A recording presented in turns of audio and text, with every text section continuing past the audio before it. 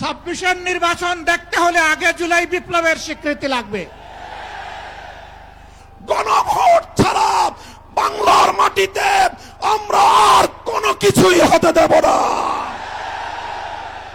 জুলাই সনদ যখন আইনি ভিত্তি পাবে তখন জাতীয় নির্বাচন আইনি ভিত্তি তৈরি হবে, নাহলে সেটা অবৈধ নির্বাচন হবে।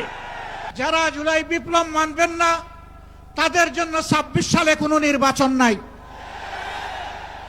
জাতীয় সংসদ নির্বাচনের পূর্বেই গণভোটের মাধ্যমে জুলাই সনদকে চূড়ান্ত আইনি ভিত্তি প্রদান করতে হবে।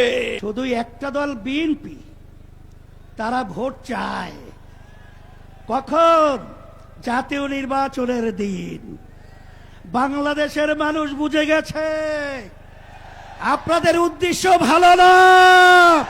13ই নভেম্বর কোন বাকশালপন্থীকে বাংলার রাজপথে আমরা নামতে দেব না।